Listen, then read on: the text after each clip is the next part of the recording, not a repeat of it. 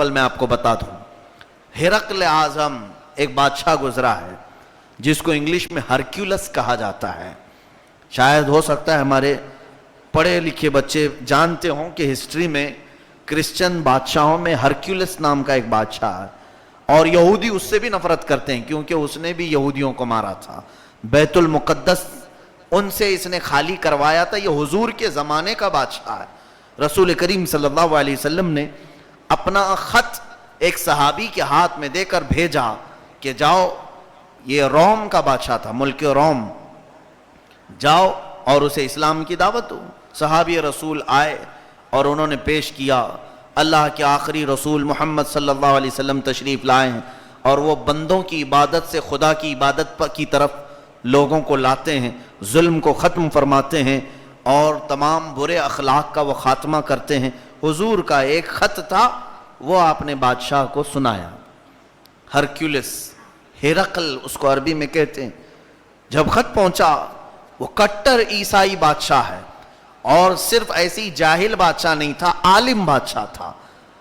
उसने तौरात इंजील सब पढ़ रखी थी, उसने निशानियां भी पढ़ी थी कि आखिरी नबी आने वाले। तो उसने मक्का वाले जो तिजारत के लिए आए हुए थे उसके शहर में, उनको बुलाया। उसमें अबू सुफियान भी थे। एक बड़ी लंबी हदीस है, मैं आपको बता रहा हूं। अबू सुफियान ईमान लाए हुए नहीं थे, वो तिजारत पर उस वक्त मुल्क रोम गए हुए थे। बुलाया, बादशाह ने कहा कि तुम्हारे शहर मक्का में कोई शख्स आया है जो नबी होने का दावा कर रहा है?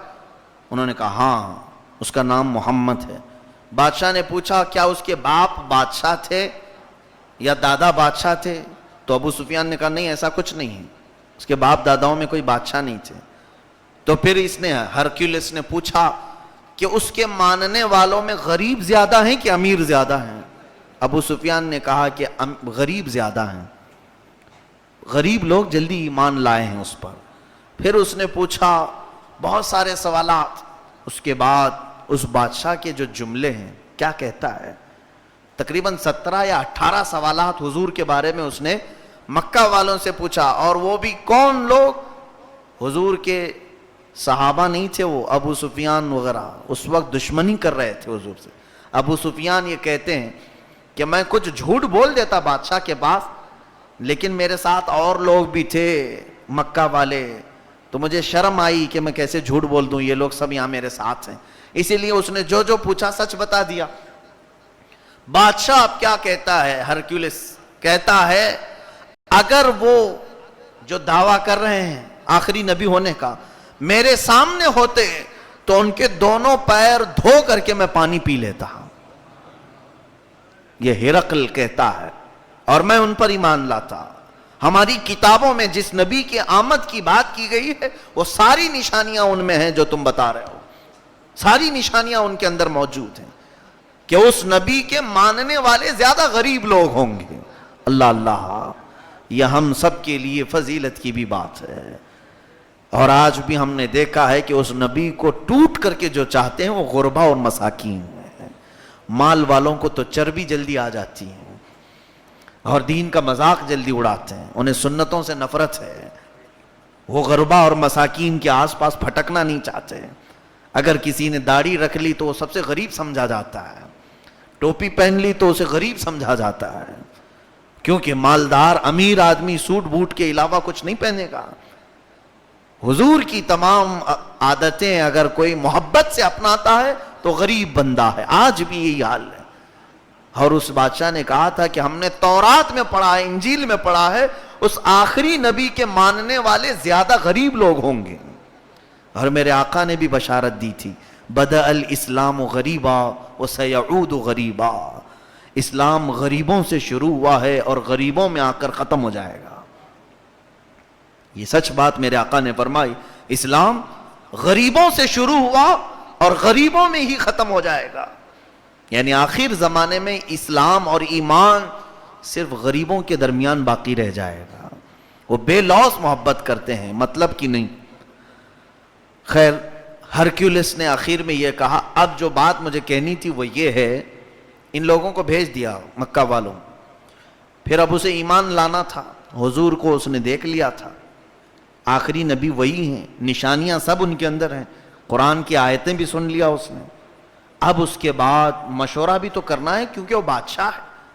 سارے وزیروں کو اور اپنے ملک کے بڑے بڑے عیسائی علماء کو بلایا, محل کے اندر بلایا, دروازے سب بند کرائے, سب دروازے بند کرا دیے. دیکھیں بڑا برا حال ہے اسی حب جاہ جس کو کہتے ہیں, منصب کی خواہش, یہ بھی ہمیں لے ڈوبتی ہے کبھی کبھار. سب دروازے بند کرائے اور اس کے بعد سارے لوگوں سے کہا میں آج تم سب کو ایک عظیم بات کرنے جا رہا ہوں. کچھ تمہیدی باتوں کے بعد کہا کہ مکہ میں ایک نبی ظاہر ہوئے ہیں جس کی بشارت ہماری کتابوں میں ملی تھی. ان کا نام محمد ہے, ان کے اخلاق ایسے ہیں, ان کی عادتیں ایسی ہیں. تو اے عیسائی علماء, رہبانیین اور میرے وزراء, میں چاہتا ہوں کہ مسلمان ہو جاؤ, اسلام لاؤ. تو سب کے سب چھوڑ کر کے بادشاہ کو بھاگنے لگے. ہمارا بادشاہ گمراہ ہو گیا, بھٹک گیا ہمارے دین سے, بھاگنے لگے. تو اس نے پہلے ہی دروازے بند کروا دیے تھے, محل کے سارے دروازے بند کروا دیا تھا. اسے معلوم بھی تھا کہ کیا ری ایکشن ہونے والا ہے. ظاہر سی بات ہے, ایک بڑی چینجنگ کے وقت بڑا ری ایکشن بھی ہوتا ہے. کوئی تبدیلی ہونے والی ہو تو ری ایکشن بھی بڑا ہوتا ہے. تو اس نے دیکھا کہ یہ سب بفر گئے, کوئی ایک نے بھی نہیں کہا, سب بھاگنے لگے. برا ہو اس بادشاہ کا کہ ہمارا دین چھوڑنے کی بات کر دیا اس نے, چھوڑو چھوڑو. علماء بھی بھاگنے لگے, وزیر بھی. سب دروازے بند تھے تو واپس پھر کھڑے رہ گئے. بادشاہ نے پکارا اور کہا آؤ ادھر, جمع ہو جاؤ. سب اس کے سامنے آئے.